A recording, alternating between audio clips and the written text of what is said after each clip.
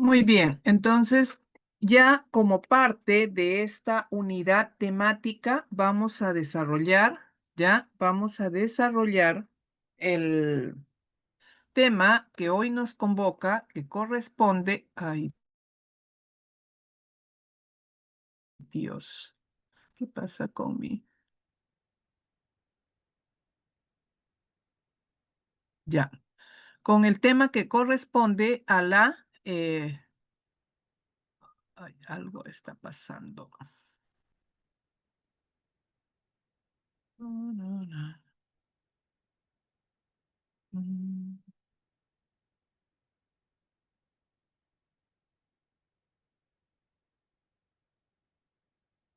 mm, mm, mm, mm,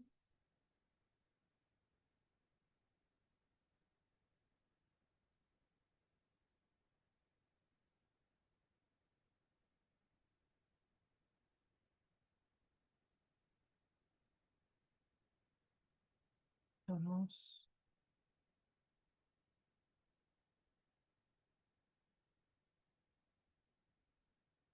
ya. Entonces, hoy día nos vamos a ocupar de la farmacología de los antihipertensivos o la farmacología de la hipertensión arterial. Un grupo de fármacos bastante amplio, interesante a la vez, ¿ya?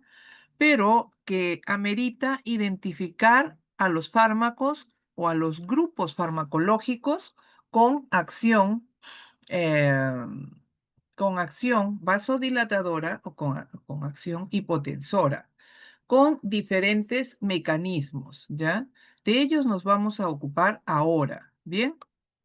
Entonces, ya en unidades temáticas anteriores nos hemos ocupado, por ejemplo, de la farmacología del sistema nervioso autonómico, ¿ya? Donde hemos identificado agonistas a grupos farmacológicos de agonistas adrenérgicos, agonistas y antagonistas adrenérgicos, agonistas y antagonistas colinérgicos. También en la unidad temática 3 nos hemos ocupado de la farmacología del sistema nervioso central. Y en esta unidad, en la clase anterior, pues el tema fue la farmacología de los diuréticos, los antidiuréticos, ya principalmente los diuréticos.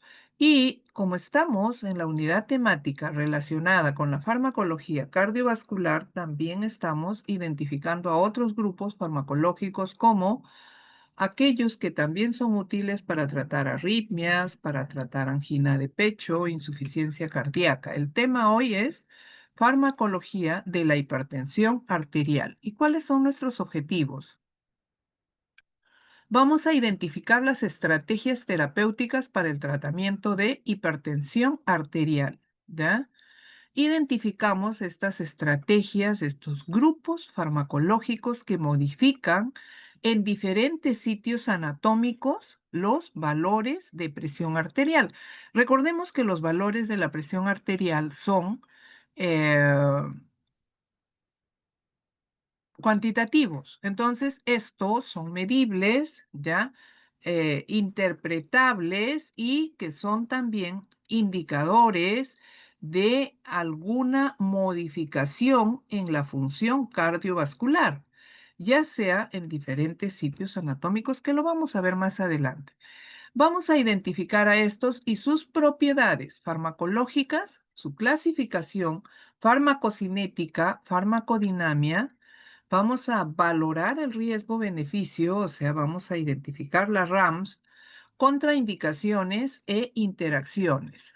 También riesgo-beneficio, como habíamos mencionado, hay beneficio-conveniencia, ¿ya? ¿Qué pasa? Beneficio-conveniencia, ¿ya? Y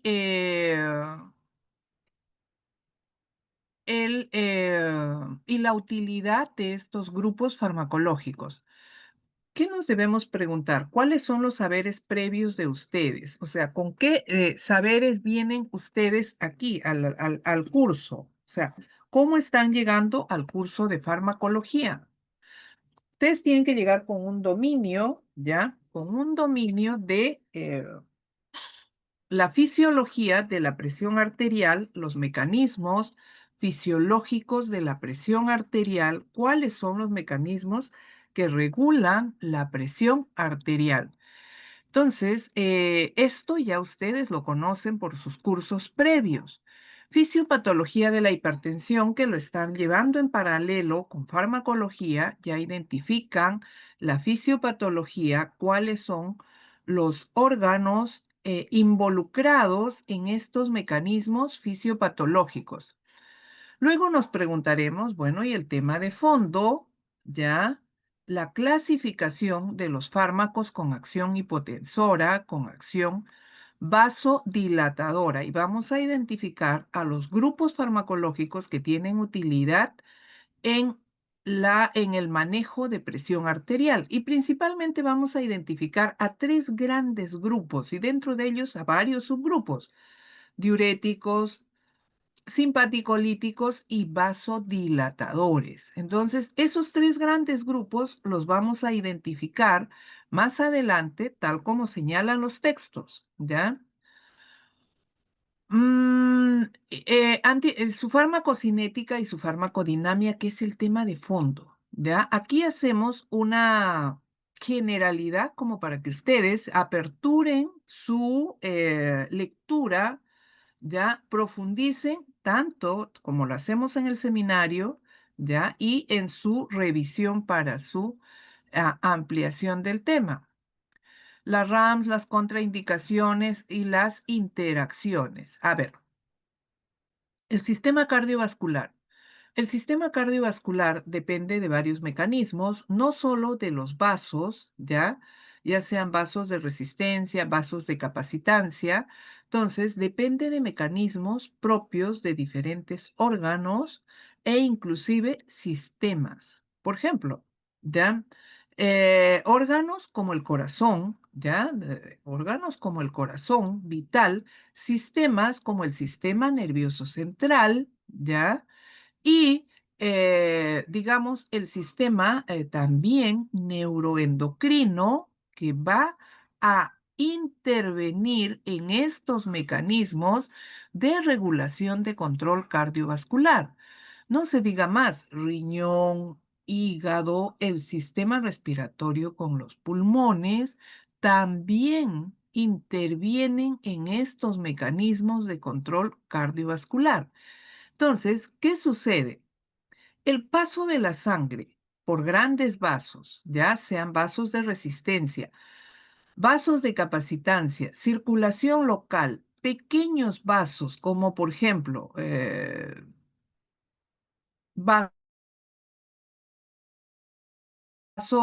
circulación en los ojos, que son los vasos de menor calibre, más pequeños. Circulación en órganos perfundidos, corazón, hígado, riñón, ¿ya? Sistema nervioso central. Entonces, aquí hay una serie de mecanismos, no solo a nivel de endotelio vascular, a nivel de músculo liso vascular, sino también de otros mediadores, ¿ya? La función renal, la función cardiovascular, si el músculo, o sea, donde vamos a encontrar el gasto cardíaco y este depende de la contractibilidad del músculo cardíaco. em, a nivel renal, ya la excreción de sodio y agua. A nivel del sistema nervioso central, cómo éste responde a estímulos, ¿ya? Y el sistema neuroendocrino, conocemos el sistema RAS, ¿ya? Ahora, todos estos mecanismos, miren, uno depende del otro y tienen que funcionar adecuadamente. Si estos funcionan adecuadamente, los valores de la presión arterial pues se mantienen dentro de sus parámetros normales. Pero cuando estos empiezan a modificarse y a aumentarse o a disminuirse también, entonces vamos a encontrar que hay alguna interferencia, o sea, alguno de estos órganos no está funcionando adecuadamente. Pero recordemos que aquí también, cuando un órgano falla, otro compensa. ¿no?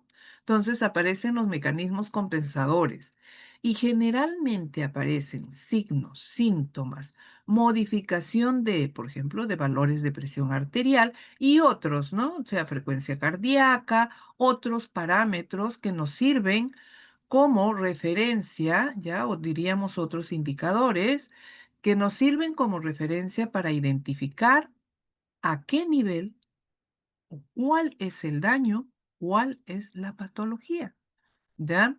Eso es lo que van a entender y lo que van a hacer siempre ustedes, todo un estudio, identificar. Pero ¿cuál es su base?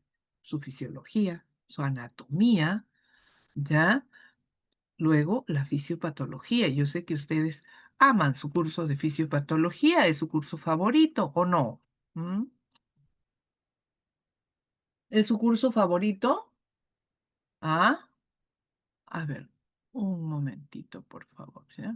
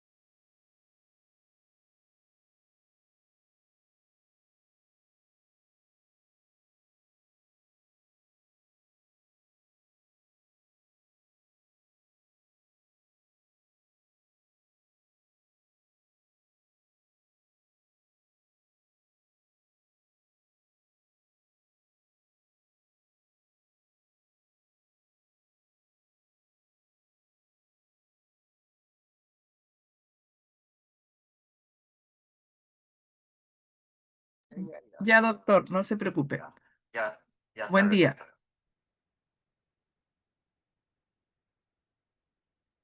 Disculpen la interrupción. A ver, sigamos, chicos. Ahora,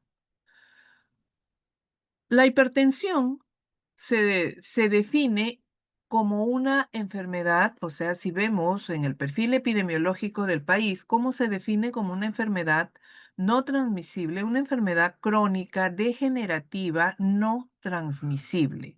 Y encontramos en los primeros lugares de las em, de morbilidades, ¿ya?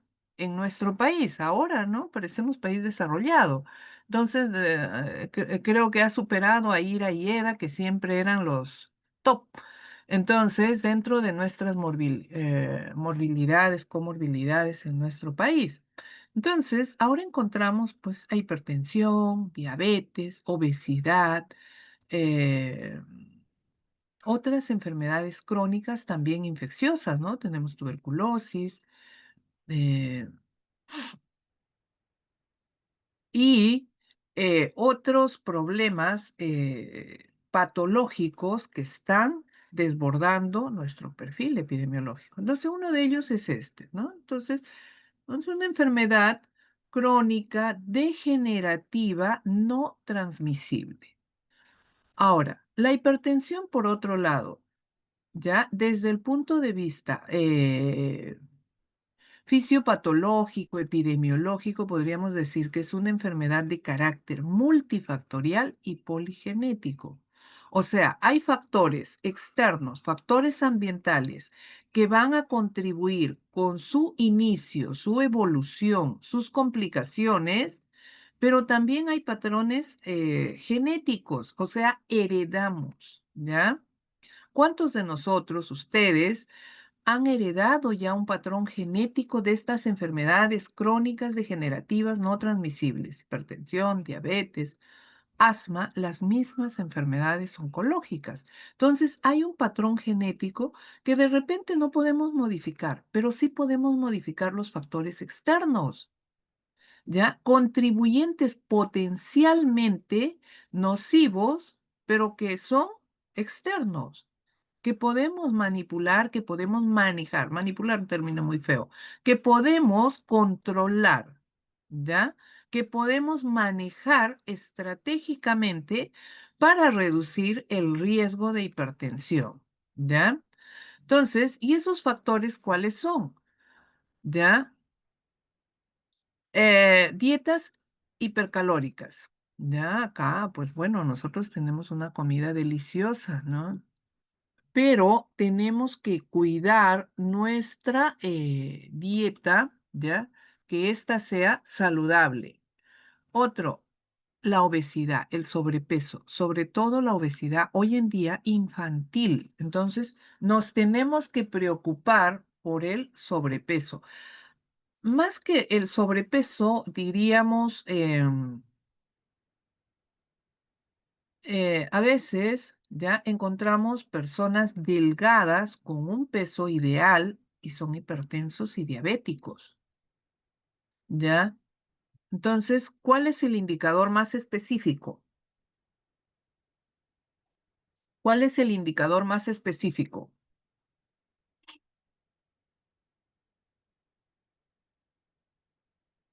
Chicos, hola, ¿están allí? Chicos, hola, creo que estoy hablando sola. Chicos. Creo que no está ni la delegada. A ver, la delegada, por Doctora, favor. Ya. Chicos, buenos días. doctora, disculpe, Chico, ¿cuál era la dígame, hija. pregunta? El Sí, índice dígame. para... ¿Cuál era la pregunta? El índice para... eh, o sea, había Claro, entendido que el índice para sobrepeso.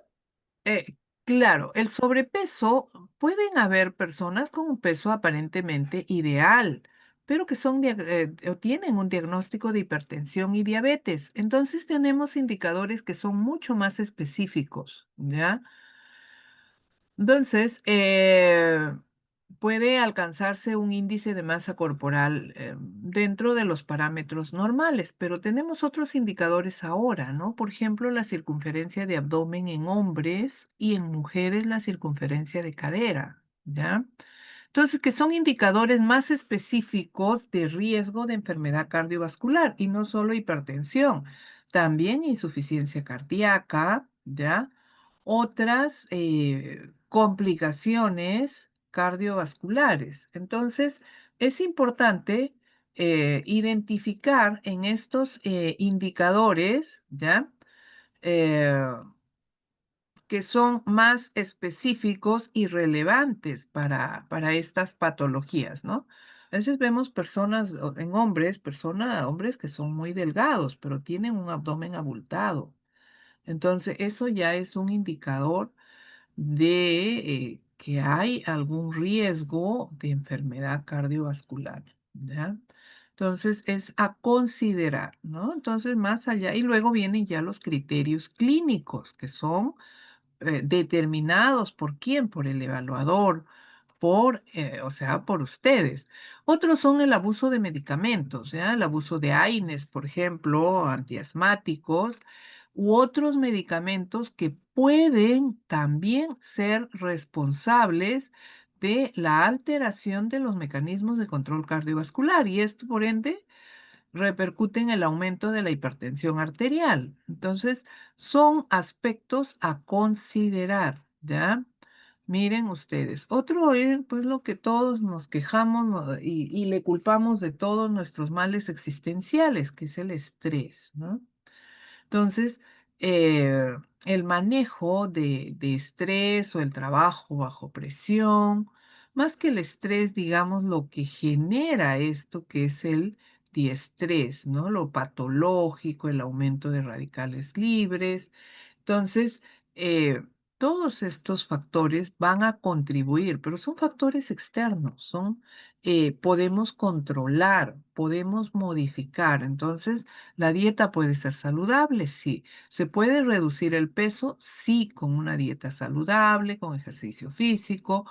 O sea, y esto va a reducir también los parámetros clínicos, o sea, va a mejorar los valores de presión arterial, eh, el peso, la calidad de actividad que realiza, ¿ya? Entonces, todos estos aspectos son importantes, ¿ya? ¿Estos ustedes los pueden modificar? Sí. Educar en esto también, ¿ya? Muy bien, vamos a continuar. Ahora, en la regulación de la presión arterial habíamos mencionado ya anteriormente que hay varios órganos involucrados. Empezamos por el endotelio, músculo liso vascular, corazón, riñones, el sistema RAS, renina, angiotensina, aldosterona, el sistema nervioso central. Todos son importantes, pero ¿cuál predomina en importancia? ¿Cuál consideran que es más importante? ¿Cuál consideran que es más importante? A ver, un voluntario por allí, un voluntario, a ver, me escriben, no leo nada, creo que no están. Mm, A ver, me escriben. ¿Cuál será el órgano más importante en la regulación de la presión arterial?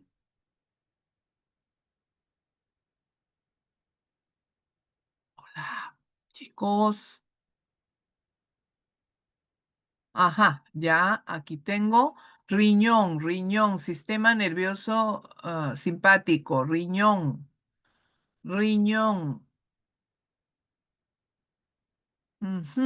El corazón, ¿ya? Ujú. Bien, corazón, ya va ganando riñón, corazón, ¿ya? A ver, todos son importantes y relevantes. Corazón, el gasto cardíaco es importante y va a regular presión, ¿ya? Del cual va a depender la presión diastólica. Vasos de capacitancia también, entonces de resistencia, pero siempre predomina sobre el sistema orgánico, el sistema nervioso central predomina sobre todos los órganos, ¿ya? En importancia, en relevancia. ¿Ya? Entonces siempre va a predominar en importancia. Eso no le resta importancia al riñón, por supuesto, ni al corazón, ni a los vasos, pero predomina en importancia el eh, sistema nervioso central. También vamos a encontrar mecanismos reguladores a corto plazo de respuesta inmediata. Y esto está regulado por el sistema nervioso simpático a través de unos receptores que están localizados en el callado aórtico. ¿Cómo se llaman? ¿Mm? Varios receptores. Los varoreceptores. Muy bien. ¿Ya? Por otro lado, tenemos a los quimiorreceptores, ¿ya? Y mecanismos reguladores a largo plazo, aquí sí el riñón es el protagonista, es quien media esta regulación a largo plazo. Por eso muchas veces este inicio de hipertensión puede ser tardío, lento, ¿ya? Porque cuando este mecanismo renal se altera, ¿ya? O los mecanismos renales se ven disminuida su función, ya disminuye el filtrado glomerular, el intercambio de bombas, entonces va a ser compensado, va a ir siendo compensado hasta que llega un momento en que estos mecanismos, pues todos se saturan y se diagnostica de hipertensión. Eh, bueno, cuando yo estudiaba, hace poco, recuerdo mucho, este era un tema de debate, siempre se decía ¿no? Era un tema como de quiebre, ¿no? se decía que después de los 40, 45 años recién empezaba el diagnóstico de hipertensión. Entonces, pues uy, yo tengo 20, o sea, no tengo riesgo. Pero ahora no. 25 años y ya estamos diagnosticados, o ya hay diagnóstico de hipertensión, casos de hipertensión que reciben tratamiento con uno, dos antihipertensivos, si no es más. Entonces, ¿por qué? Porque hay indicadores externos que contribuyen. El sedentarismo, el sobrepeso. Entonces, eso no es saludable, no es calidad de vida que a los 25 años, que estás pues en la edad adulta reciente, estés recibiendo medicamentos, discúlpenme lo que voy a decir, pero medicamentos de viejos. Entonces, no puede ser, no es calidad de vida. ¿Por qué? Por las RAMs que ahora vamos a comentar. Bien, entonces, ¿qué es la hipertensión? Es una alteración hemodinámica que se produce como resultado del trastorno de diversos mecanismos de control cardiovascular. Esta definición la considero, bueno, en mi opinión, muy apropiada. ¿Por qué? Porque es amplia, abarca todo lo que involucra el sistema cardiovascular, ¿ya? Y es sencilla de entender. Porque si vemos una definición de sociedades de cardiología, no mucho más específica, no habla de la ruptura, de equilibrios, de mediadores químicos, vasoconstrictores, vasodilatadores, que es bien, lo van a identificar en su curso de fisiopatología, ¿no? La acción de las endotelinas, las prostaglandinas, óxido nítrico y todos estos mediadores químicos intervienen con mecanismos vasorelajantes como vasoconstrictores. Pero aquí, para entender un poquito más allá los mecanismos o cómo actúan los fármacos, nos quedamos con esta definición. Entonces, la fisiopatología de la hipertensión, vamos a hablar de una hiperactividad simpática donde aumenta la actividad de renina-angiotensina cerebral acompañado de un aumento de estímulos simpáticos. Las descargas adrenérgicas, pues, van a aumentar el gasto cardíaco, van a aumentar la retención de sodio y agua a nivel renal. Recordemos que el receptor beta 1 no solo lo encontramos en el corazón, sino también en el riñón. Luego, la alteración de la curva presión-diuresis, ¿ya? Esta relación se pierde, ¿por qué? Porque se reduce el filtrado glomerular, o sea, la superficie de filtración se va a ver disminuida, ¿ya? Esto puede aparecer en edad adulta mayor, o sea, al inicio de la edad adulta mayor, la función renal tiende a disminuir. Recordemos que el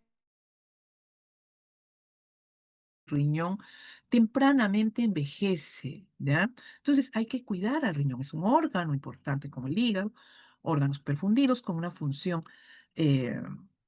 eh, con una función de, que ayuda, o sea, que contribuye con la eliminación de todo desecho del organismo, sobre todo de medicamentos. El riñón, pues, es un órgano importantísimo como el hígado.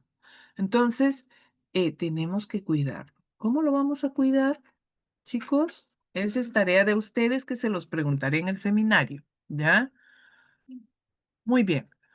Ahora, las complicaciones de la hipertensión, o sea, van a haber ciertas manifestaciones tempranas y tardías, por lo mismo que es una enfermedad crónica degenerativa. Aneurismas, ¿ya? Ateroesclerosis, disección aórtica, edema pulmonar, infarto de miocardio, ¿ya? Enfermedad coronaria aguda. ¿Qué más vamos a encontrar? Accidentes cerebrovasculares, TIAs, ¿ya? Hematuria, zoemia, aumento de creatinina, proteinuria, microalbuminuria, exudados hemorrágicos, ¿ya? Papiledema. eh, Vamos a encontrar eh, vamos a encontrar ¿o qué más? Hemorragias, exudados y un aumento, ¿ya? O una lesión también a nivel arterial, ¿ya? Entonces, vamos a encontrar que estos riesgos aparecen o pueden aparecer de manera secuencial, empezando por órganos más pequeños, como son los órganos de los ojos, ¿ya? Por eso las retinopatías son frecuentes, ¿ya? Órganos blancos como el riñón, corazón, luego, el sistema nervioso central, la circulación cerebral, también se va a ver afectada apareciendo estos días, ¿ya? Que son aparentemente isquemias transitorias en vasos cerebrales, ¿ya? Esto ustedes lo van a identificar mucho mejor en sus cursos clínicos. Bien, entonces la hipertensión que nos estamos refiriendo es una hipertensión esencial, pero también vamos a encontrar una hipertensión arterial no esencial, aquella que es de causa conocida, que puede aparecer a edades muy tempranas inclusive y que siempre va a tener un tratamiento definitivo, curativo. La hipertensión arterial esencial es de causa desconocida y generalmente no hay tratamiento definitivo, ¿ya? Aquí, en este primer caso de la hipertensión arterial no esencial, ya este 15 o 10% de la población, pues su tratamiento generalmente es quirúrgico, ¿ya? Además del tratamiento farmacológico. Y con estos tratamientos o tratamientos donde interviene pues tecnología, van van a inclusive a mejorar ya y a desaparecer la hipertensión. Pero cuando es esencial, hay otros factores que van a influir en ellos y que tienen causas diversas, causas externas, ¿ya? Entonces, ¿qué vamos a encontrar aquí? Que hay una ruptura ya entre los equilibrios del endotelio, como son los vasos relajantes con los vasoconstrictores, ¿ya? Bien, y los factores, aquí vamos a ver, ya, van a ser, pues, incluso étnicos, aparecen con más frecuencia en hombres, ¿ya? En mujeres puede aumentar el riesgo en mujeres posmenopáusicas. Otros factores, las que hemos mencionado, las dislipidemias, tabaquismo, los estilos de vida, van a ser influyentes y otras patologías como diabetes mellitus, inclusive asma bronquial, porque estas también puede aparecer como comorbilidad. Recuerden siempre que la diabetes atrae hipertensión y la hipertensión atrae diabetes, ¿ya? El diagnóstico ya va a depender de los valores de presión arterial, ¿ya? Eh, si estos valores son mayores a 160 sobre 100 milímetros de mercurio o se encuentran entre 140 a 159 y 90 a 99 milímetros de mercurio, ¿ya? Entonces, vamos a ubicar, dependiendo de estos valores, mediciones repetitivas y toda la indicación que se la haga al paciente. También hay que individualizar, no es lo mismo un joven ya de 30 o 40 años que un adulto de 60, 70, 80 años, ¿ya? Entonces, ameritan un manejo individualizado, ¿ya? Si requiere o no requiere tratamiento, si hay otros indicadores, o sea, clínicamente usted va a determinar, ¿ya? Este es un estudio bastante ya antiguo, pero muy interesante. Y se ha repetido y se sigue repitiendo y los datos van apareciendo muy similares, ¿ya? Se inició en Estados Unidos, se ha replicado en muchos otros países, inclusive el nuestro. Se llama el diagnóstico de las mitades. ¿Qué significa? ¿Por qué le llamaron el diagnóstico de las mitades? Porque dicen que de toda la población hipertensa, menos del 50% sabe que es hipertensa o tiene un diagnóstico de hipertensión. Y hay un 50% que vive con hipertensión y no lo sabe, ¿ya? De esta población que sabe que es hipertensa, ¿ya? Solo recibe algún tipo de tratamiento, sea médico o farmacológico, no farmacológico, el 73%, y hay un 27% que no recibe ningún tipo de tratamiento, ¿ya? Y dentro de este tenemos pues que hay de esta población, un 20% que recibe un tratamiento médico, 5% ambos tratamientos y 9% lleva una terapia eh, no farmacológica. De esta población que recibe tratamiento farmacológico, ¿ya? De esta población, no solo farmacológico, algún tipo de tratamiento, o sea, de este 73%, cáncer un solo el 45% su tratamiento es eficaz y hay un 55% que su tratamiento no es eficaz. En conclusión, ya de esta población hipertensa, solo el 15% está tratado, controlado, eficiente, eficazmente, ¿ya? O sea, de una población, si tenemos 1.000 hipertensos, significa que solo eh, el 15% serían 150. O sea, de 1.150 solamente reciben tratamiento y este es eficaz. Los demás bien están con un tratamiento mal llevado, complicado o un tratamiento no adecuado, ¿ya? Bien, ahora aquí un poquito de historia de cómo aparecieron los antihipertensivos. Esto también está en los textos, ¿ya? Miren, desde 1900 tenemos tiocianato de sodio, reserpina, un fármaco muy antiguo, existe todavía, pero es una última opción porque es un depletor neuronal. Miren ustedes, diuréticos tiacídicos desde la década del 50 y siguen siendo fármacos de primera elección, ¿ya? Metildopa desde la década del 60, de los 70 aparecen los beta bloqueadores y ya tuvieron su auge. Los YECA aparecieron a finales de los 70, casi en los 80, ya, igual que los calcioantagonistas. En los 90 aparecen los antagonistas de los receptores de angiotensina, que aparecen como una alternativa a los YECA, como el captopril, ¿ya? Y recién en este milenio están apareciendo inhibidores de renina, antagonistas de receptores de endotelina, que todavía están en estudio, ¿ya? Y también hay que recordar que estamos con los bloqueadores beta de tercera generación.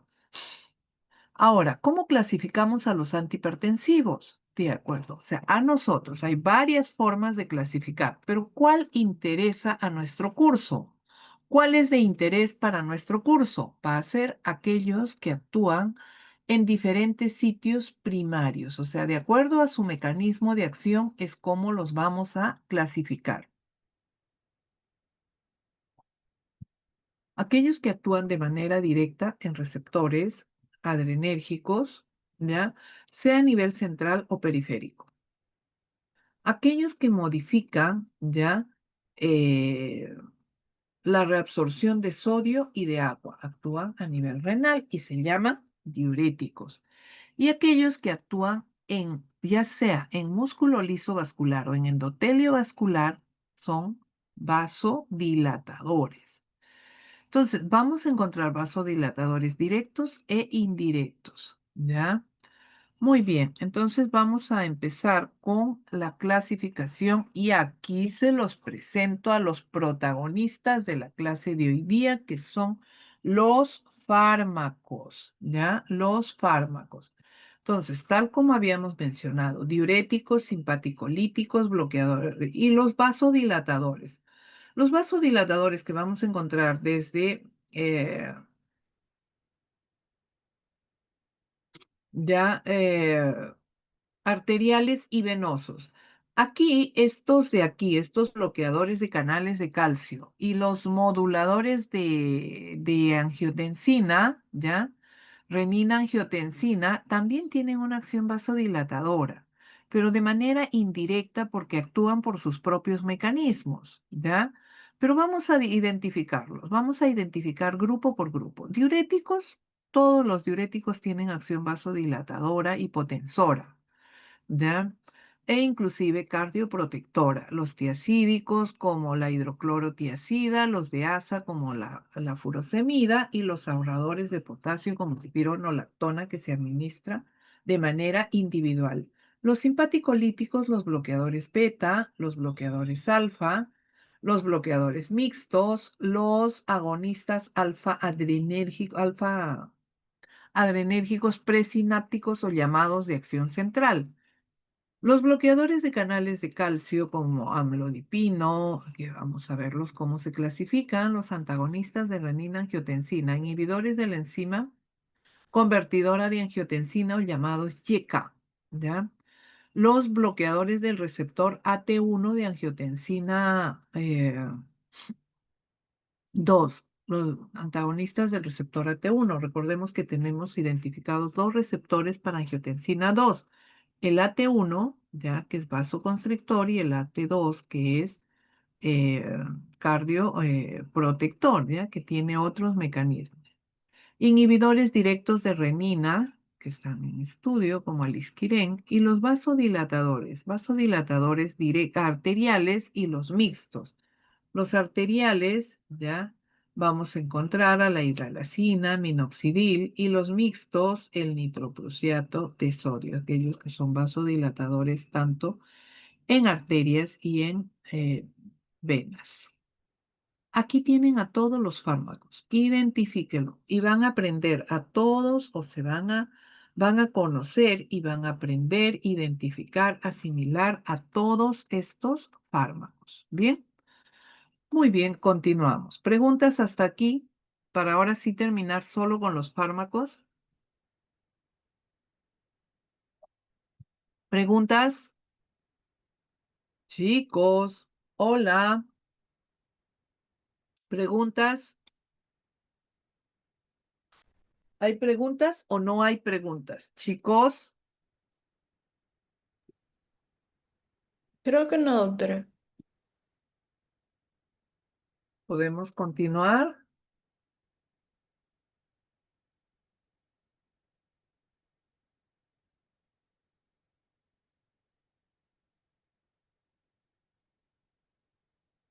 Muy bien, entonces vamos a continuar, ¿ya? Vamos a continuar con el grupo de... Primero vamos a ir identificando, ¿ya? Vamos a identificar si dentro de estos grupos diuréticos, eh, simpaticolíticos, vasodilatadores, todos ellos, a ver, todos tienen mecanismo de acción propio, ¿ya? Tienen su propio mecanismo de acción, su sitio de actuación, ¿ya? Pero, ¿qué vamos a identificar?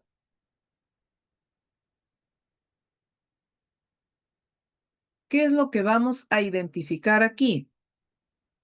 ¿Ya?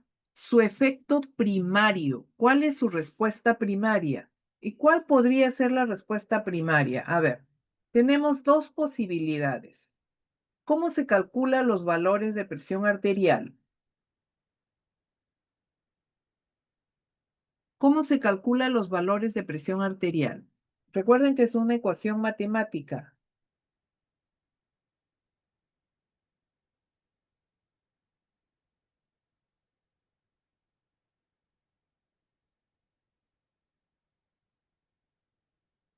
A ver, chicos, a ver si me responden.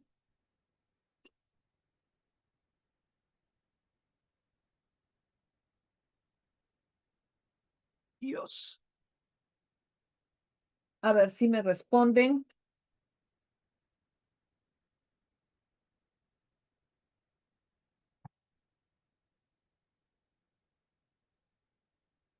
Aquí creo que tengo, a ver, ya, gasto cardíaco por resistencia vascular periférica. Muy bien.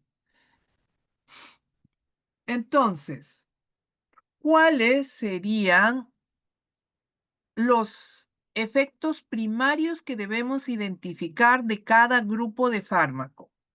¿Mm? ¿Cuáles serían los efectos primarios?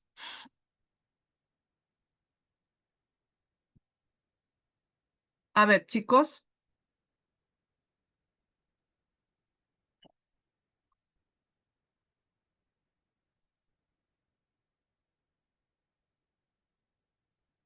A ver, piensen, me dan un minuto, por favor. A ver, aquí tengo una respuesta. Disminución de resistencia vascular periférica. Muy bien, Milagros. Otro. A ver, piensen otro.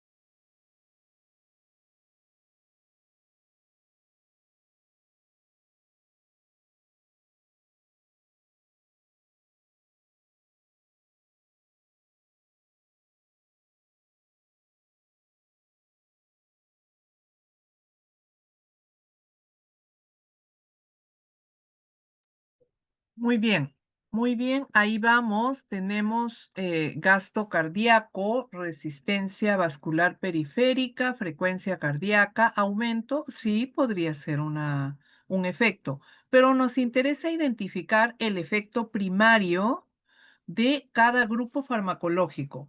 Por ejemplo, ¿ya? Por ejemplo, tenemos a los diuréticos.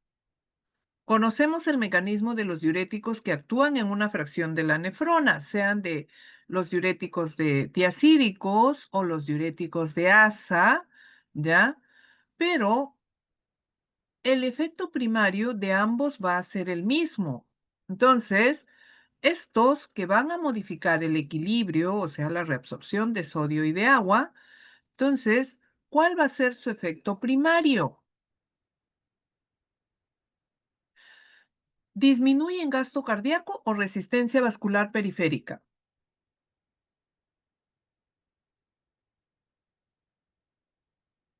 ¿Disminuyen gasto cardíaco o resistencia vascular periférica?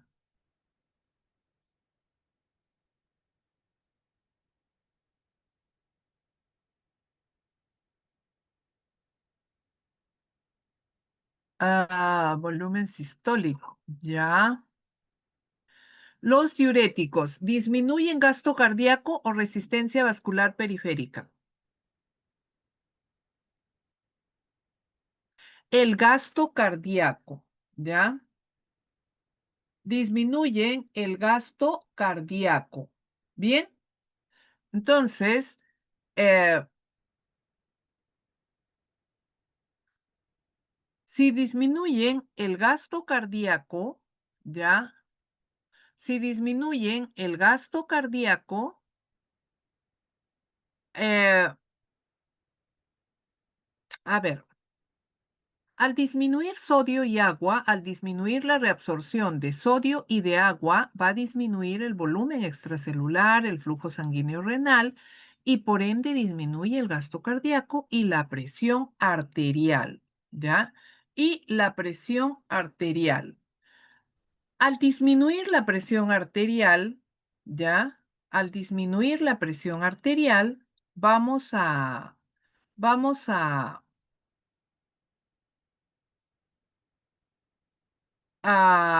encontrar que también estos van a comportarse como cardioprotectores, ¿ya? Cardioprotectores. También van a estar involucrados en la disminución de precarga y poscarga. ¿Por qué? Por esta disminución de volumen extracelular, ¿ya? Ahora, esta es la respuesta primaria. Pueden haber a lo largo otros mecanismos, no, pero también yo he observado y he leído que cuando se usa por tiempos muy prolongados, actúa en músculo liso. Sí, puede darse, pero nos interesa identificar la respuesta inmediata, el efecto primario como resultado de la actuación en un órgano específico. En este caso, en los riñones, ¿ya?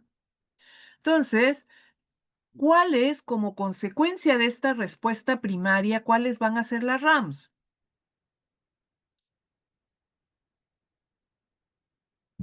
¿Cuáles van a ser las reacciones adversas?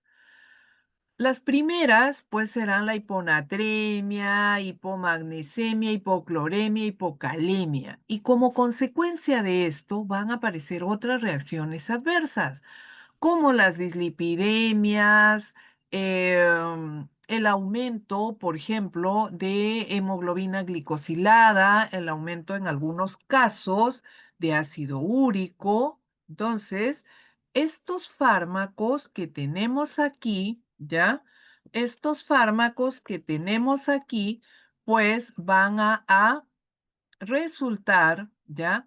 Van a resultar disminuyendo por un lado los valores de presión arterial, gasto cardíaco, precarga y poscarga, pero por otro lado tenemos que valorar las RAMs. Ahora, ¿cuáles son las vías de administración de estos fármacos?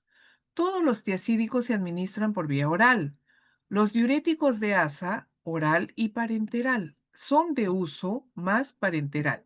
Ahora, ¿un diurético de asa será de elección en un paciente hipertenso? No necesariamente, no.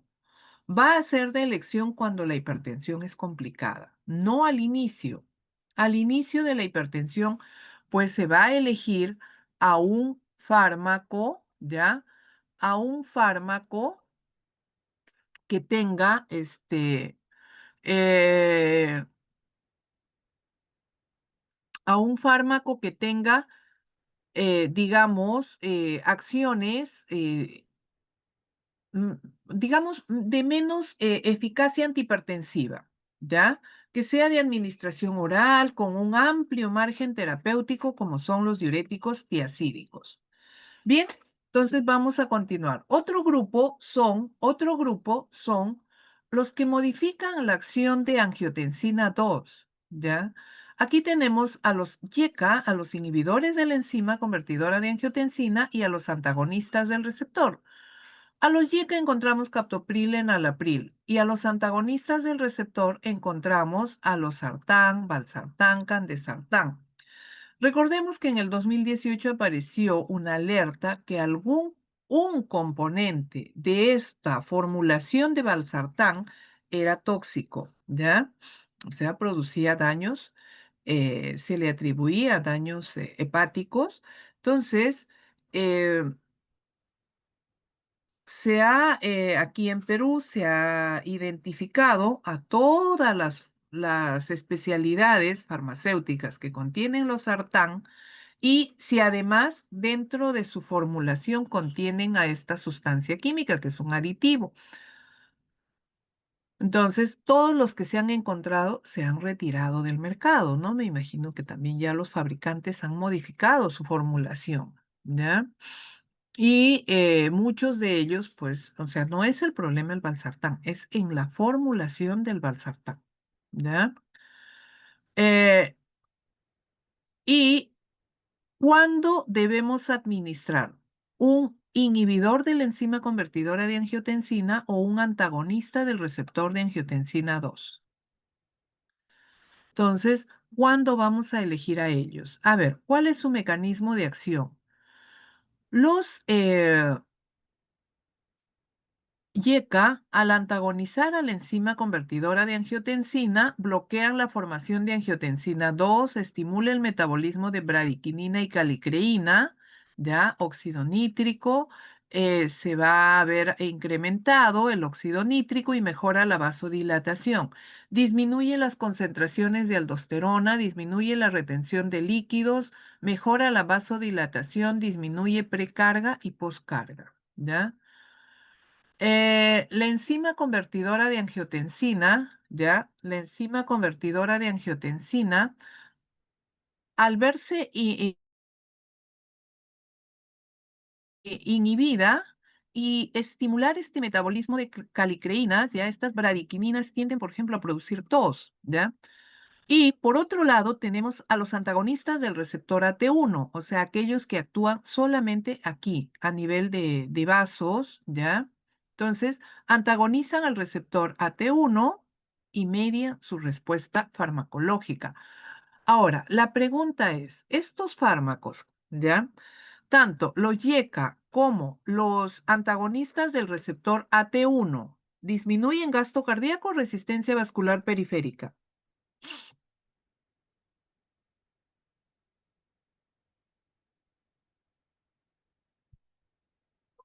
Disminuyen gasto cardíaco o resistencia vascular periférica.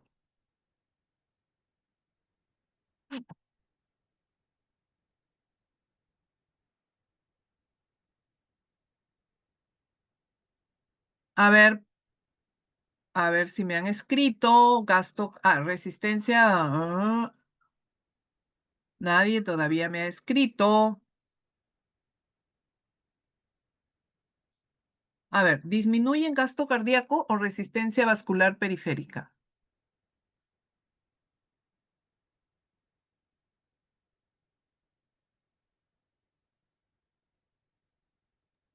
Resistencia vascular periférica. Aquí tienen, ya, tienen que estar atentos. Resistencia vascular periférica. Muchas gracias, Raiza. Disminuyen resistencia vascular periférica, ¿ya? Predominan sus efectos a nivel renal, mejora el flujo sanguíneo renal, disminuyen la respuesta de endotelinas y por otro lado, ¿ya? Reducen, prolongan la hipertrofia ventricular izquierda, no modifican gasto cardíaco y frecuencia cardíaca. ¿Cuándo se puede ver modificado esto? Cuando hay complicaciones o personas de edad avanzada. Reducen los marcadores en nefropatía diabética, por lo tanto son de elección, de primera elección en el binomio diabetes-hipertensión, ¿ya? Eh, y mejoran el funcionamiento renal, pero también hay respuestas metabólicas. A diferencia de los diuréticos sí aumentan los niveles de lípidos plasmáticos. En este caso no, disminuye las concentraciones de colesterol, mejora el metabolismo de glucosa, disminuye ligeramente el potasio sérico, inhibición de efectos metabólicos de los diuréticos.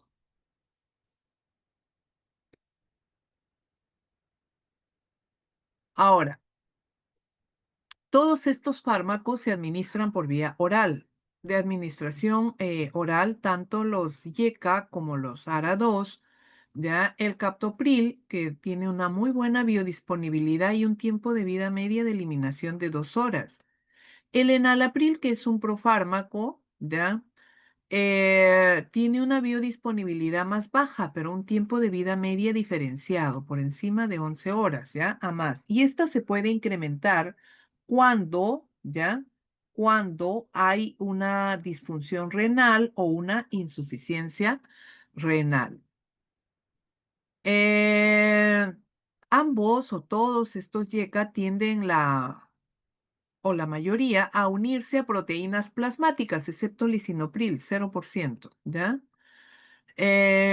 Y se eliminan por vía renal como por vía hepática. Aquí todos van a administrarse por vía oral, pero débilmente atraviesan barrera hematoencefálica, pero sí atraviesan barrera placentaria. Pero ¿qué pasa aquí? Están contraindicados en gestantes del primero, segundo y tercer trimestre porque son potencialmente teratogénicos, ¿ya? Son eficaces como antihipertensivos, son buenos antihipertensivos, pero son potencialmente teratogénicos. Aquí tenemos algunos datos ya muy específicos de este grupo de fármacos y a la mayoría de fármacos que existen, los YECA, los ARA2, ya útiles para el manejo de hipertensión. Ahora, sus usos no solamente se usan en hipertensión, también en insuficiencia cardíaca, disfunción de ventrículo izquierdo, se utilizan pues en posinfarto de miocardio, fibrilación auricular, nefropatía diabética, proteinuria, microalbuminuria y el síndrome metabólico. Igual tienen los mismos usos, solamente que aquí se va a usar cuando estos YECA tienden a producir tos, broncoespasmo, por su mecanismo de acción y a estos son una alternativa, ¿ya? ¿Cuáles tienen una mayor incidencia de RAM? Ambos son potencialmente teratogénicos, ¿ya? Hay más, digamos, no riesgo, pero sí tener precaución porque dice que los antagonistas del receptor de angiotensina 2, se ha observado en los sartán, por ejemplo, son más nefrotóxicos que estos YECA, ¿ya? Entonces, es importante observar, identificar, hay marcadores que pueden ser valorados para el uso de estos fármacos, ¿ya? O sea, si queremos valorar, determinar la función renal, pues los valores de creatinina y otros marcadores que pueden ayudarnos a elegir uno u otro fármaco. Los calcio antagonistas encontramos a las dihidropiridinas como nifedipino, amlodipino y otros grupos químicos como las fenilalquilaminas, las benzodiazepinas y encontramos a verapamilo y diltiazem. Benzodiazepina, no diazepinas, diazepina. ¿Ya? Estos que se administran por vía oral, ¿ya? A ver, estos de acá, los bloqueadores de canales de calcio, ¿disminuyen resistencia vascular periférica o gasto cardíaco? ¿Disminuyen resistencia vascular periférica o gasto cardíaco? Chicos,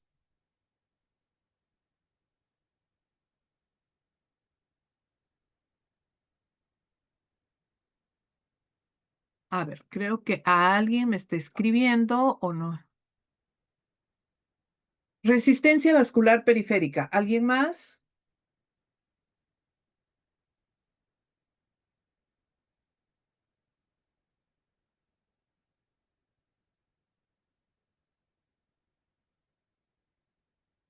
Ambos. Ajá, Raiza. Lix. Ambos, dice Lipsa y Paloma. Ya. En este caso vamos a encontrar que estos disminuyen gasto cardíaco, por eso son inotropo, cronotropo negativos, ¿ya? Inotropo y cronotropo negativos. Aquí vamos a encontrar, ¿ya? Que predomina. A ver, son antagonistas de los canales de calcio, pero los canales de calcio son de varios tipos. Tenemos los L, los T, los N, ¿ya? Y estos específicamente van a bloquear canales de calcio de tipo L. ¿Y dónde se localizan? Recuerden que están en corazón y en músculo liso vascular. Ahora, en corazón, sobre todo en vasos coronarios, ¿ya? Entonces, eh, estos fármacos, o sea, vamos a encontrarlos que tienen diferentes usos, a pesar que se administran por vía oral, ¿ya? Son inotropo positivos porque predomina su vasodilatación a nivel arteriolar, sobre todo en vasos coronarios, como había mencionado, ¿ya? Y dentro de esto, sobre todo verapamilo y diltiazem, predominan los efectos a nivel de vasos coronarios. Las dihidropiridinas, tanto a nivel de vasos coronarios como en circulación periférica. ¿Qué pasa aquí?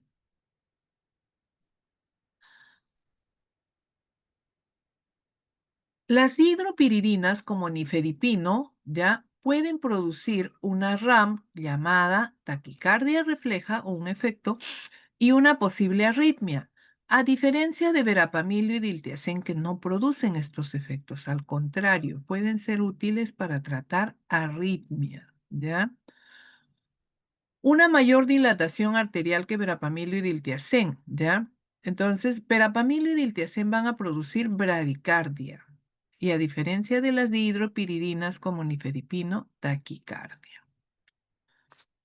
Amlodipino mejora la vasodilatación arterial periférica y coronaria. Es menos taquicardizante en relación a nifedipino. ¿Es cierto? Sí. Ahora, ¿para qué son útiles? Angina, hipertensión, infarto de miocardio. Entonces, nifedipino y verapamilo, miocardiopatía, migrañas, nifedipino y diltiazem, ¿ya? Fenómeno de Raynaud, verapamilo para tratar arritmias, nimodipino, hemorragia subaracnoidea, que va a prevenir los vasoespasmos. Estos fármacos tienen su uso muy, digamos, su utilidad es muy selectiva, va a ser bastante específica, ¿ya? La elección de bloqueadores beta. Ahora, ¿tienen RAMs? Sí, como todos los antihipertensivos, la cefalea por vasodilatación, mareos, ¿ya? Pero además, estos se caracterizan por presentar RAMs como la constipación, ¿ya? La constipación, el estreñimiento es una RAM común de estos fármacos, ¿ya? Además de la bradicardia o taquicardia, dependiendo del fármaco. Los simpaticolíticos. ¿Quiénes son los simpaticolíticos? Son aquellos que actúan a nivel de receptores adrenérgicos, sean a nivel periférico o a nivel central. Estos pueden reducir la resistencia vascular periférica o el gasto cardíaco. Bien, entonces vamos a empezar con los bloqueadores beta, ¿ya? ¿Quiénes son los bloqueadores beta? Vamos a identificarlos como selectivos, y aquí tengo atenolol, y como no selectivos tengo a propranolol, atimolol, anadolol, cartiolol, ¿ya? Pero además puedo identificar a los bloqueadores beta con actividad simpático-mimética intrínsecas. ¿Qué significa esto? Que el fármaco se comporta como antagonista en unos receptores y como agonista en otros receptores, ¿ya? Entonces, agonista, antagonista. Puede ser un agonista muy escaso, pero que va a tener afinidad en algunos receptores. O sea, en el receptor no es que algún tipo. en el receptor de algún tejido, ¿no? Puede ser agonista, por ejemplo, en receptores eh, del sistema nervioso central y antagonista en receptores de músculo liso, ya en los beta 2 de músculo liso, beta uno del corazón y puede ser agonista en el beta uno del riñón, o sea, dependiendo de la localización. Entonces, ¿tienen actividad simpático-mimética intrínseca? Sí, se ha observado en alguno de ellos. Pero aquellos que son totalmente antagonistas, que no tienen actividad simpático-mimética intrínseca, encontramos al propranolol y al atenolol, ¿ya? Entonces, es importante identificar si. Ahora, hay bloqueadores llamados mixtos, aquellos que tienen afinidad por el receptor alfa 1 y beta 1, ¿ya? Por eso se llaman bloqueadores alfa y beta, la betalol y carvedilol, que también tienen utilidad terapéutica. Pregunta, ¿bloqueadores beta disminuyen gasto cardíaco o resistencia vascular periférica?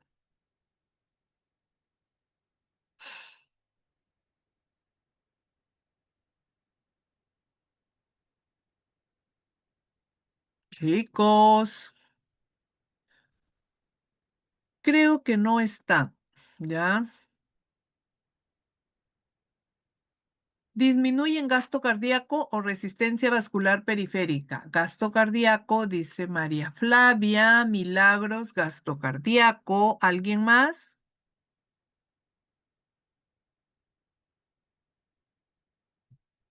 ¿Alguien más? Gasto cardíaco, Geray. ¿Alguien más? Creo que nadie más. Raiza, resistencia vascular periférica. Ajá. A ver, vamos a explicar aquí. Estos fármacos que actúan en los receptores pueden tener, hay selectivos y no selectivos. Los selectivos solo en el beta 1, o sea, tienen afinidad por el beta 1, pero carecen de actividad intrínseca.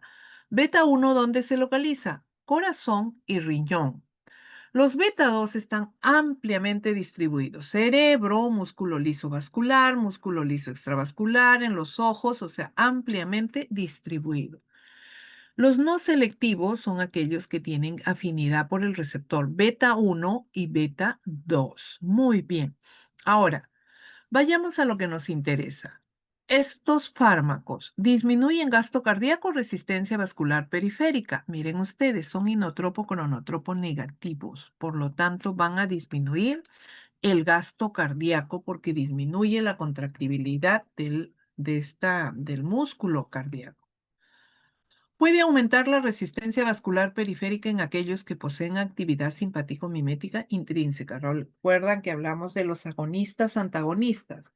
Y a nivel renal va a disminuir renina, angiotensina 2, aldosterona, disminuye la resorción de sodio y mejora la vasodilatación. Estos de acá son llamados, estos fármacos, cardiodepresores. Su efecto, ¿ya? O su respuesta temprana es la bradicardia. Son cardiodepresores sin llegar a producir hipotensión ortostática, ¿ya? O sea, no complican con la hipotensión ortostática. O sea, y no deben llegar. Alguno puede decir, sí, yo observé a un paciente que sí hubo hipotensión ortostática. Puede darse, sí, puede darse por alguna situación también muy particular del paciente, ¿ya? Entonces, recuerden que la terapia siempre debe ser individualizada para identificar estos casos y, pues, establecer que puede corresponder al fármaco o al paciente, ¿ya? Pero hasta por su mecanismo de acción, por lo que se conoce de su mecanismo de acción, su respuesta farmacológica, estos son fármacos que no van a llegar a producir hipotensión ortostática, o sea, por su mecanismo propio no lo van a llegar a producir. Ya, muy bien, sigamos. Uy, la computadora también tiene flojera. Ya. Aquí tenemos la farmacocinética del propranolol y del atenolol. El propranolol es muy lipofílico, se absorbe muy bien, tiene un amplio metabolismo de primer paso, un tiempo de vida media de 3 a 6 horas y un volumen de distribución de 4 litros por kilogramo de peso. Y atraviesa fácilmente barrera hematoencefálica. Atenolol es una molécula hidrofílica donde no atraviesa barrera hematoencefálica. Es difícil su absorción, por eso es incompleta. Se elimina vía renal y tiene un tiempo de vida media entre 5 a 8 horas. ¿Ya? Entonces, entre propranolol y atenolol hay diferencias farmacocinéticas, sí. Ahora, ¿cuáles van a ser las RAMs aquí como habíamos mencionado? Una de ellas es la bradicardia, ¿ya? Otro es que los bloqueadores beta no selectivos tienen RAMs en número bastante, digamos, son varias. Entonces, una de ellas es las dislipidemias, ¿no? El aumento de los niveles de glucosa, o sea, de que pueda atraer diabetes, sí, ¿ya? Estos son fármacos que pueden ser útiles, son muy útiles en el manejo de hipertensión, tuvieron su auge, pero aumentan mortalidad, ¿ya? Aumentan morbimortalidad, porque los bloqueadores beta no selectivos como propranolol inclusive pueden agravar cuadros de asma, pueden ser inductores de asma. La cefalea, los mareos, la visión borrosa va a estar presente. Bien, y van a estar pues contraindicados cuando hay este tipo de enfermedad previa o complicaciones, ¿ya? Muy bien. Los bloqueadores alfa 1. A diferencia de los bloqueadores beta, estos se administran por vía oral, tienen un mecanismo muy específico y el receptor alfa 1 lo vamos a encontrar en músculo liso vascular y extravascular. Ahora, a diferencia de los beta, estos disminuyen resistencia vascular periférica, ¿ya? Tanto en vasos de resistencia y de capacitancia, ¿ya? Aumentan la frecuencia cardíaca por estimulación simpática principalmente, ¿ya? Mejora la vasodilatación, sí.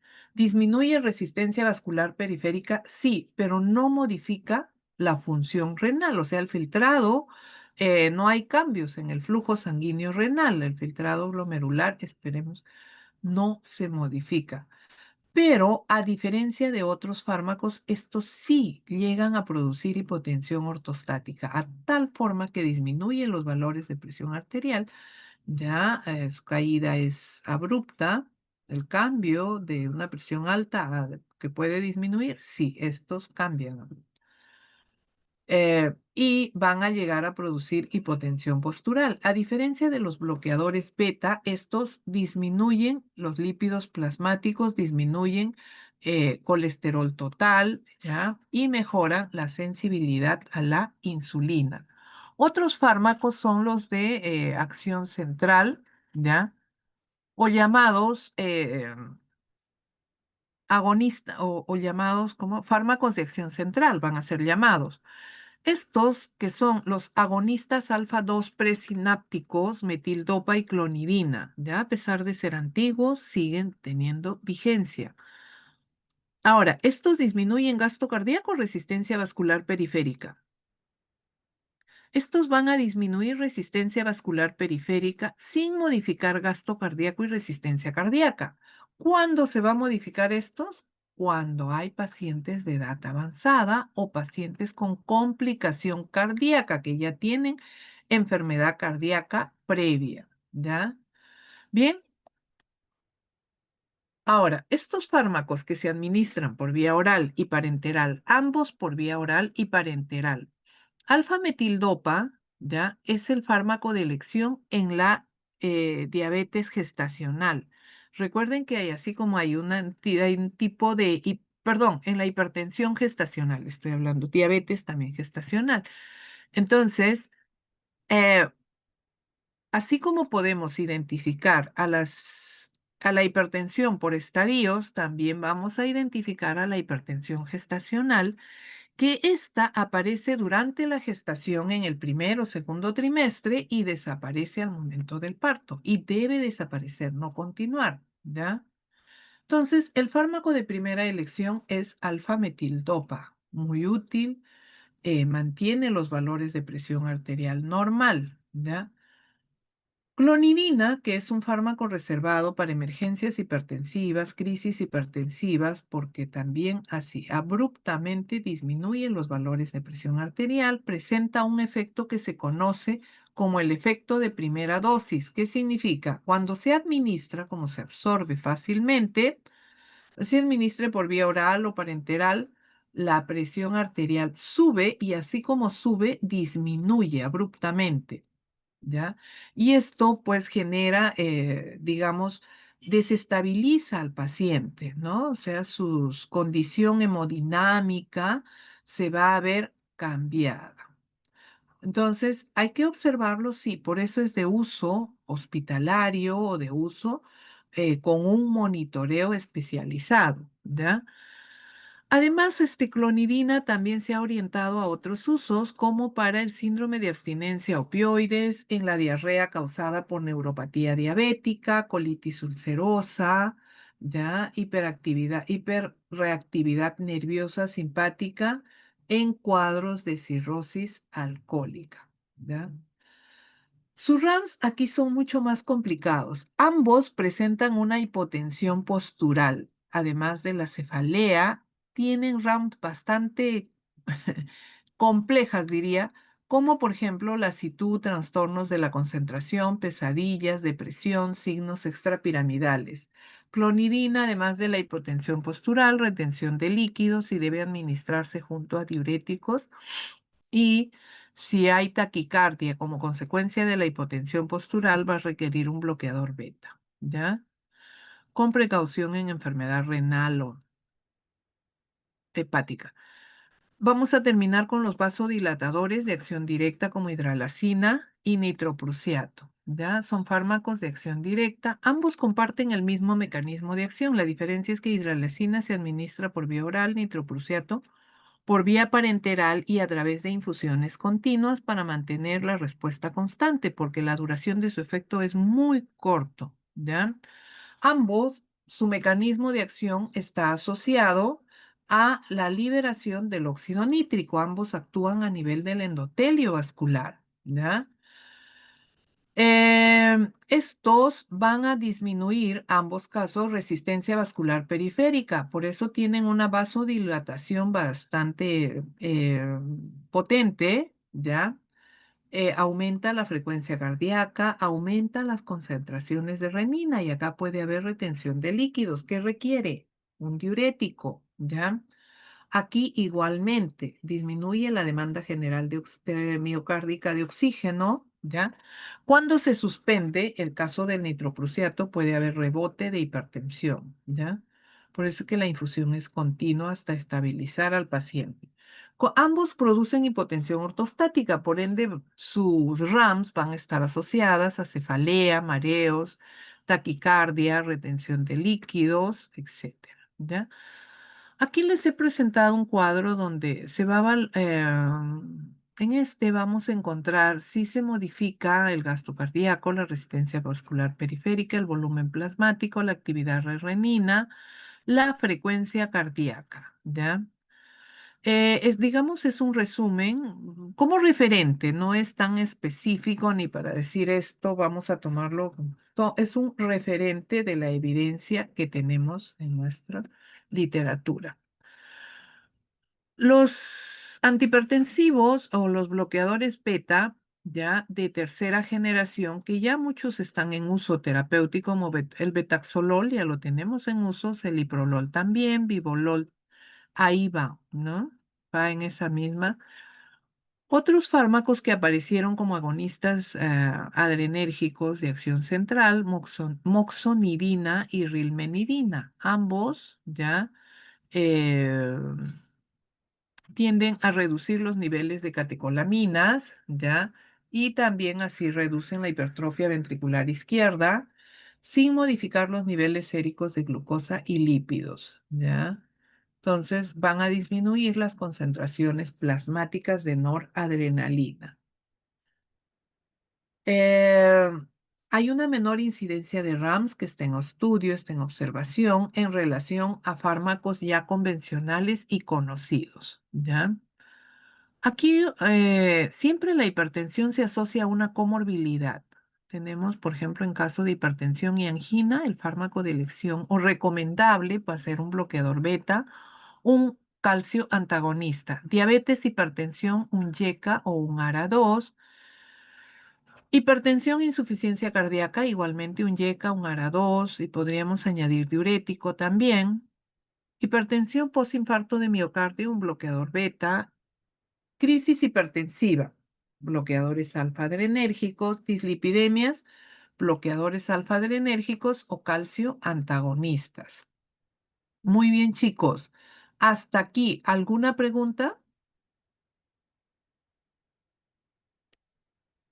¿Hasta aquí alguna pregunta? Hola, ya. ¿Hasta aquí alguna pregunta? Ya les voy a pasar el enlace para su asistencia, ¿ya? ¿Hasta aquí alguna pregunta?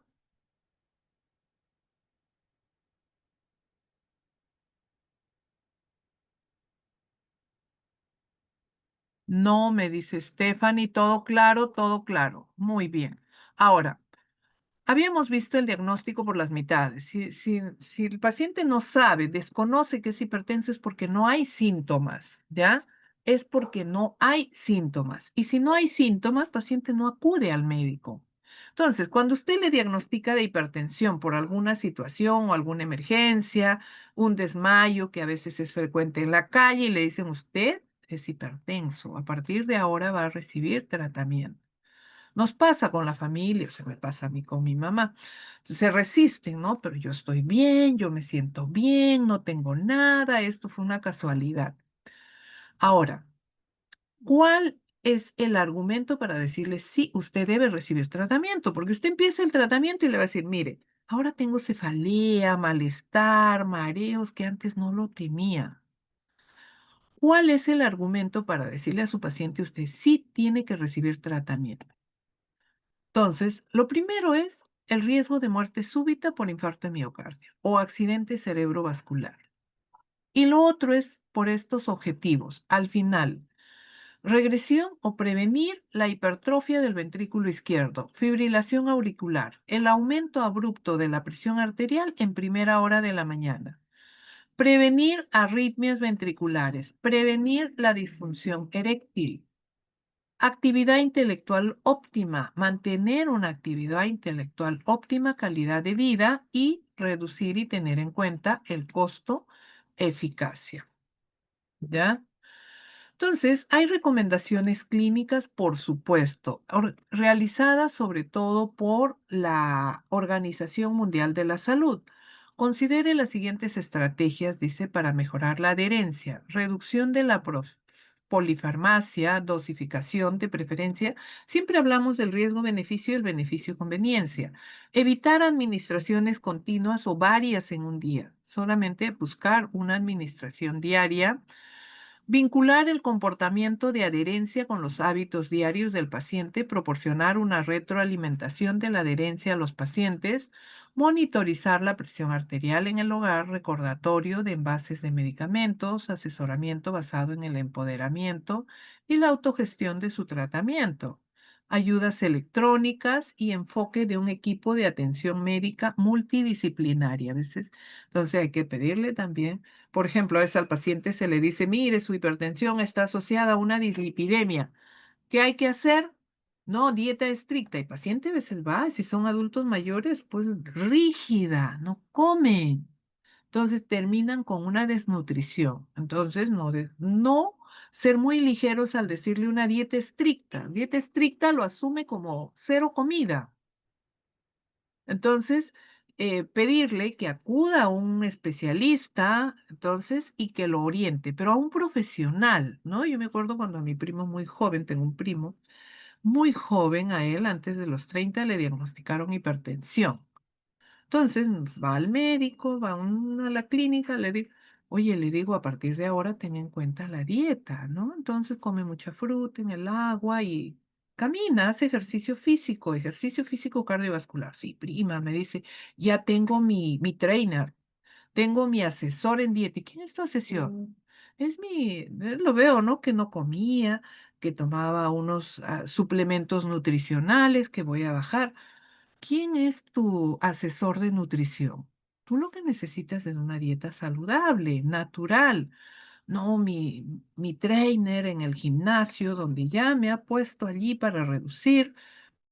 Y bueno, el médico dice que si yo reduzco peso, va a reducir los valores de presión arterial, pero no en el gimnasio, sino con ejercicio físico cardiovascular.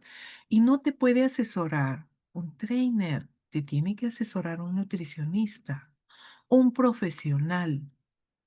No, pero no, un nutricional, un nutricionista, un profesional experto en el tema. Entonces, también hay que orientar a nuestros pacientes a que acudan a un profesional. Y el profesional tenemos que ser empáticos con ellos, escucharlos, entenderlos y hacer que haya una buena, o sea, retroalimentación. Mire, usted está cumpliendo como va, se siente mejor. Sí, entonces vamos a continuar con este tratamiento, le vamos a reducir la dosis, continúe con las caminatas o acuda si pues le dice, oye, mire, la dieta no me parece, no es de mi agrado, ¿no? Entonces, convérselo esto con el que lo está asesorando y que lo ayude a mejorar o que sea más agradable su alimentación. Entonces, estos aspectos son importantes a tenerlos en cuenta, ¿ya? A ver, les voy a pasar la asistencia porque ya me pasé de la hora, chicos. Muchas gracias. Voy a pasarles la asistencia. ¿Alguna pregunta hasta aquí? ¿Alguna duda, chicos? Pregunten, ¿ya? Y lo demás, ya no me va a dar tiempo, les había puesto quería mostrarles para trabajar. Bueno, ayer ya tuvieron seminario, ya empezamos con los seminarios. ¿Dónde está mi grupo?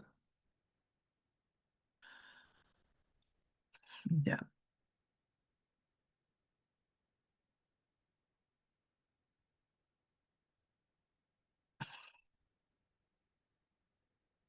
Chicos,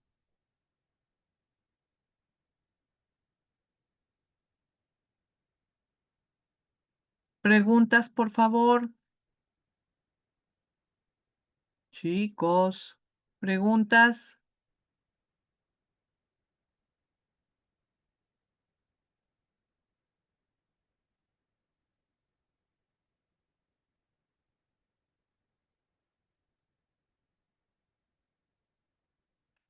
Chicos, preguntas.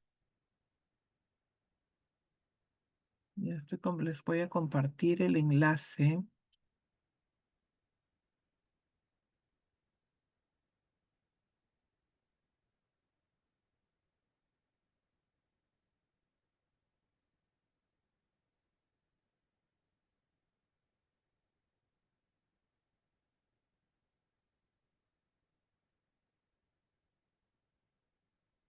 Ay, ¿dónde se me ha ido?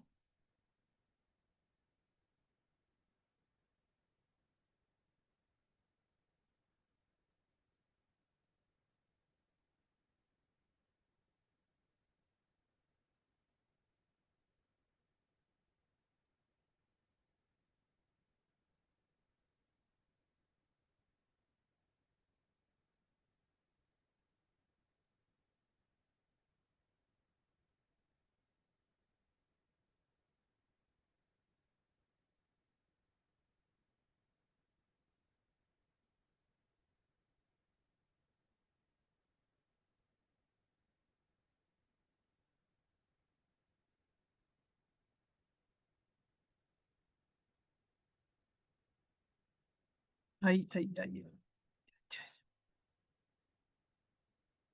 A ver, todo claro. Ok. Chicos, creo que estaba solo enviando. Ya, a ver, aquí me registran su asistencia. Tienen 1 minuto, 2 minutos. ¿Ya? Eran 50 hasta hace unos minutos y ahora me aparecen 60. ¿Ya?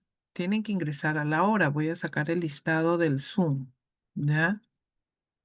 Vamos a sacar el listado del Zoom y por tiempo de permanencia vamos a considerar la asistencia. ¿Ya? Todos están, todos pueden conectarse al enlace. Hola. Sí, doctora. Muy bien, muchas gracias.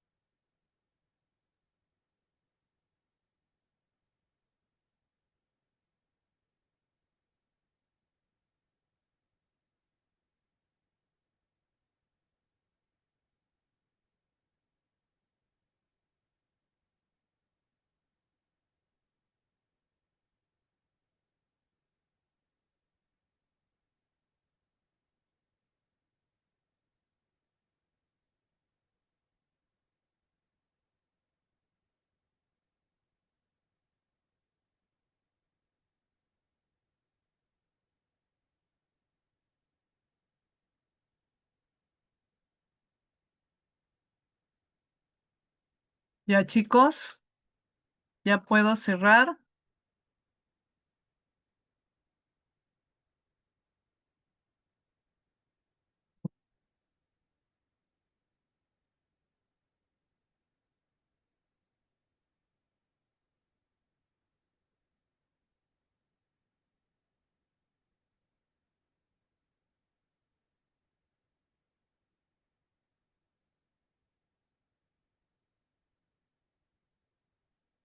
Muy bien, entonces nos quedamos aquí. Muchas gracias por su paciencia, su espera, ya, su tiempo. Y este tema hay que ampliarlo y desarrollarlo en el seminario, ya. Por algo tienen el taller que les va a permitir ampliar e identificar la selección de fármacos bajo esta metodología de la farmacoterapia basada en problemas. Buen día, chicos. Pórtense bien, buen día a todos. Doctora, una consulta. Dígame, hijo, No sé si es porque está un poco ajetreada el link, pero no me deja escribir mi asistencia. ¿no te permite? A ver, No, no me está cargando. no está cargando. A ver, vuelve a intentar.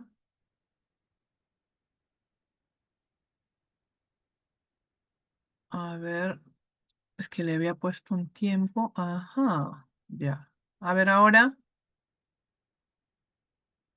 ya, ahora, Estoy intentando, doctora, por favor. ya.